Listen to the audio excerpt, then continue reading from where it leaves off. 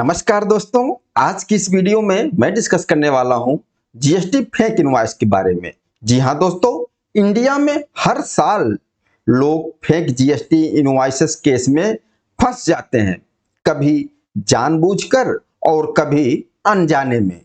और जब GST department से नोटिस आता है तब पता चलता है कि प्रॉब्लम कितनी बड़ी हो चुकी है। और आज की इस वीडियो में हम बिल्कुल सिंपल तरीके से समझेंगे फेक जीएसटी इनवॉइस क्या होता है, लोग इसमें कैसे फंसते हैं और आप खुद को इस प्रॉब्लम से कैसे बचा सकते हैं। प्रैक्टिकल लाइफ में किस तरीके से चीजें हो रही है, एक एक पॉइंट पर डिस्कस करने वाला हूं। तो सबसे पहले हम देखते हैं कि फेक इनवॉइस क्या होता है। देखिए, एक्चुअल में होता क्या है, जीएसटी में जो सप्लाई का मीनिंग है, मान लीजिए मिस्टर ए है सप्लायर, मिस्टर बी रिसिपिएंट।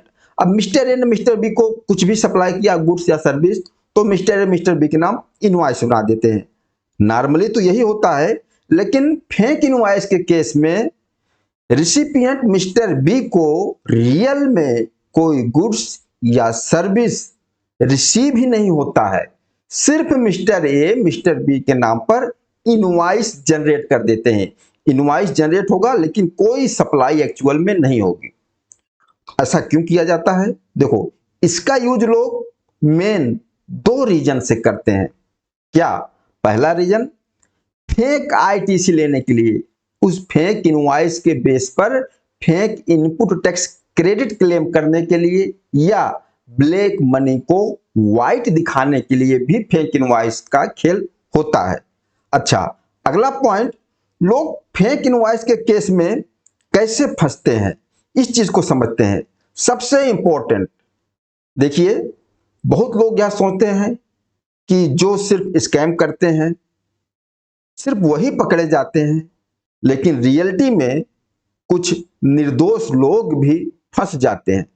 जो स्कैम कर रहे हैं, जो घोटाला कर रहे हैं, जो फ्रॉड कर रहे हैं, वो तो पकड़े ही जाते हैं, लेकिन निर्दोष लोग भी फंसते हैं इस केस में, फेक इनवॉइस में। लेकिन किस तरीके से फंसते हैं वो चीज देखते हैं। सबसे पहला, कमीशन के चक्कर में। कमीशन के चक्कर में जीएसटी नंबर देना, मतलब कोई पर्सन हमारे पास आया और उन्होंने बोल दिया कि सर बस आप अपना जीएसटी नंबर दे दो और हम बिलिंग करेंगे और आपको कमीशन मिलेगा। अब जो भी कमीशन का रेट हो, 1% 2% आपको कमीशन मिलेगा। और बहुत लोग इस इजी इनकम के शॉर्टकट में इनकम हो रही है, इस इजी के इनकम में मान जाते हैं, जीएसटी नंबर दे देते हैं बिलिंग के लिए। और बाद में पता चलता है कि करोड़ों की फेक बिलिंग आपके जीएसटी नंबर पर हो चुकी है। और फिर नोटिस आता है किसको? जिसके नाम का जीएसटी नंबर होगा, नोटिस आपको आएगा, फंसेंगे आप। इस तरीके से इनोसेंट लोग भी फंस जाते हैं। अगला पॉइंट है, हम देख लेते हैं कि डमी कंपनी बनाना, फेक फर्जी कंपनी बना लेना। कई लोग क्या होते हैं, कई बड़े बड़े कंसल्टेंट, बहुत बड़े लोग बैठे हैं दिमागदार वाले, बोलते हैं किसी पर्सन से कि आप एक कंपनी ओपन कर लो, बैंक अकाउंट ओपन कर लो, बाकी सारा काम हम देख लेंगे, बाकी सब कुछ हम हैंडल कर लेंगे। और फिर उस कंपनी का यूज फेक इनवॉइसेस के लिए होता है। जब जांच होती है तो डायरेक्टर या प्रोप्राइटर को पकड़ा जाता है, रिस्पॉन्सिबल उनको माना जाता है।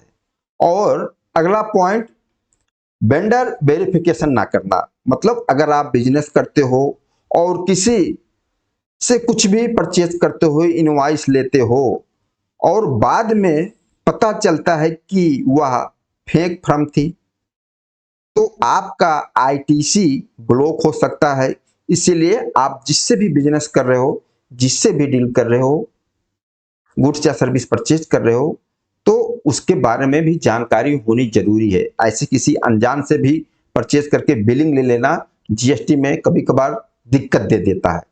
अगला पॉइंट, अच्छा, फेक इनवॉइस केस में क्या क्या एक्शन हो सकता है? देखिए, अगर जीएसटी डिपार्टमेंट ने आपको पकड़ लिया फेक इनवॉइस के केस में, उसको डाउट हुआ और प्रूफ हो गया, एविडेंस मिल गया तो आपका जीएसटी रजिस्ट्रेशन सस्पेंड हो सकता है या कैंसिल हो सकता है। आपका आईटीसी रिवर्स करना पड़ेगा, हैवी पेनाल्टी आपके ऊपर लग जाएगी, आपके बैंक अकाउंट को फ्रीज कर दिया जा सकता है और बहुत से सीरियस केस में आप अरेस्ट भी हो सकते हैं, जेल भी हो सकता है। और इंडिया में इस तरीके से पहले ही बहुत बड़े बड़े फेक इनवॉइस केस पकड़े जा चुके हैं। अब अगला सबसे मेन पॉइंट समझ लेते हैं, इससे बचे कैसे, इससे बचने का तरीका क्या है। सबसे इंपॉर्टेंट पॉइंट, कभी भी आप अपना जीएसटी नंबर किसी को यूज करने के लिए मत दो। अगर कोई बोले भी कि आप अपना जीएसटी नंबर दो, बिलिंग कर देंगे और कमीशन दे देंगे, तो आप कमीशन के चक्कर में अपने जीएसटी नंबर को कभी मत यूज करो, सीधा आप मना कर दो। कमीशन का लालच कभी मत करो बिलिंग करके। और वेंडर का जीएसटी नंबर पोर्टल पर वेरीफाई करो। अपने जीएसटी रिटर्न और ट्रांजैक्शन खुद से चेक करते रहो, उस पर भी केयर करो क्या ट्रांजैक्शन हो रही क्या है। सिर्फ किसी के भरोसे नहीं छोड़ना और किसी अननोन कंसल्टेंट को कंपनी का या बैंक का कंट्रोल मत दो। ये सब कुछ बेसिक सावधानियां हैं जो आपको देखना चाहिए। बाकी प्रैक्टिकल लाइफ में सब चीजें इसी तरीके से हो रही है, फेक इनवॉइसिंग, फेक आईटीसी।